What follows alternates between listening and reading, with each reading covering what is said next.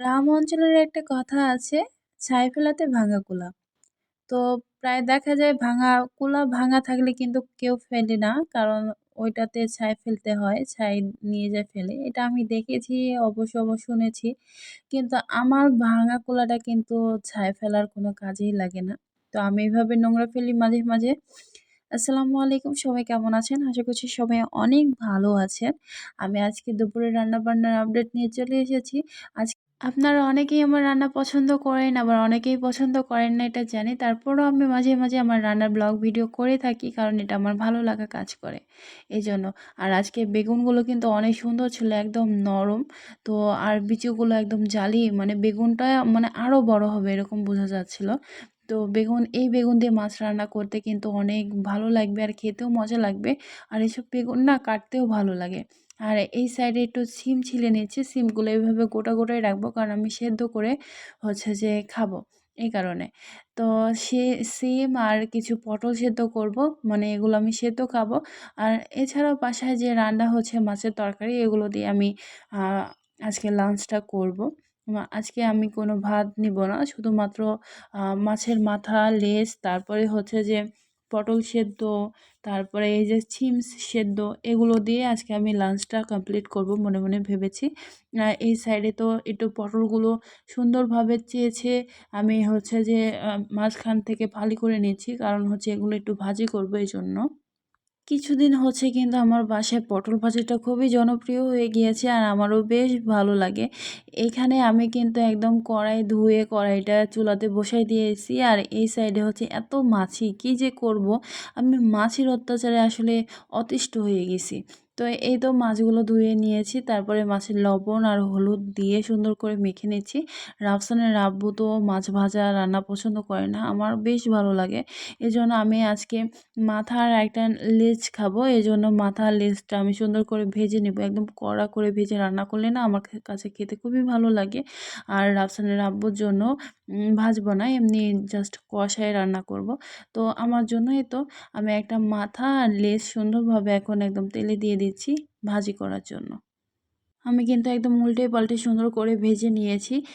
লেজটা তুলে নিয়েছি, আর মাথাটা একটু ভাজতে হবে। তারপরে এই তো মাথাটাও ভাজা হয়ে গিয়েছে, মাথাটাও সুন্দর করে তুলে নিয়েছি। এই সাইডে কিছু কুমড়ো বড়ি দিয়েছি।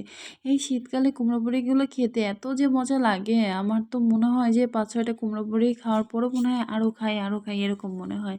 আর এই কুমড়ো বড়িগুলো কিন্তু বাজার থেকে আনে, আমি কিন্তু বাসায় বানাই না, তারপরও অসাধারণ খেতে লাগে। আমি একটু এখানে দেখেন, লবণের মধ্যে কিন্তু আমি কিছু লবঙ্গ রেখেছি। অনেকেই জানেন না, আবার অনেকেই জানেন।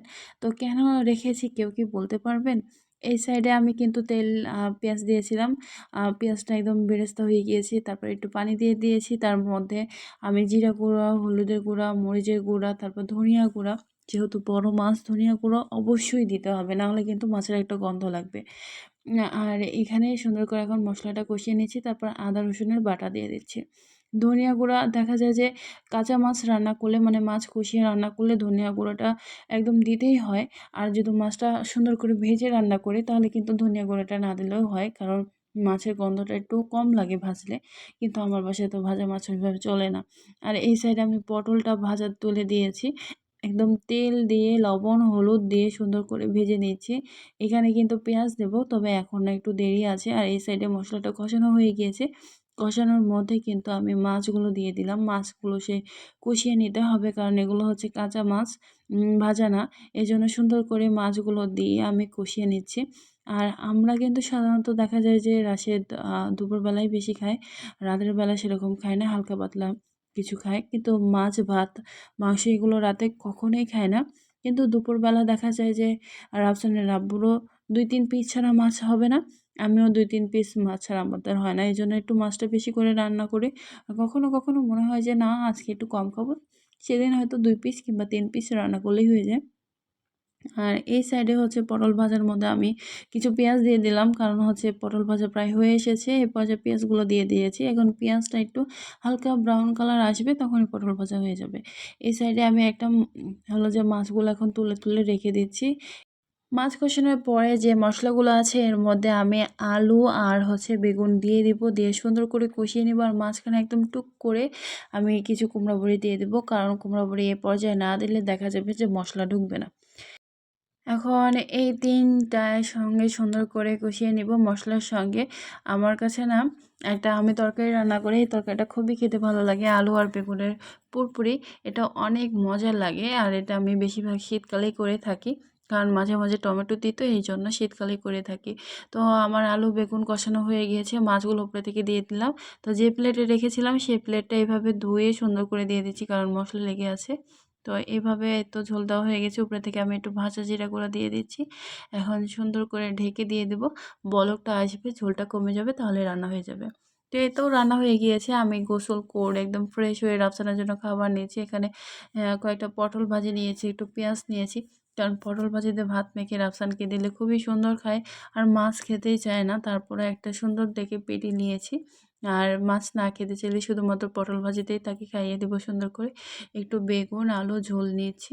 তো আজকে আমি এ পর্যন্তই আপনাদের সাথে শেয়ার করলাম, আশা করছি ভালো লেগেছে। আমি কিন্তু একটা কুমড়ো বড়ি নিয়েছি, আমার ছেলেকে কিন্তু কখনো আমি কুমড়ো বড়ি খাওয়াইনি, আজকে ফার্স্ট আমি কুমড়ো বড়ি ওর মুখে দেবো, আর ওই রিয়াকশানটা আপনাদের সাথে কিন্তু শেয়ার করেছি।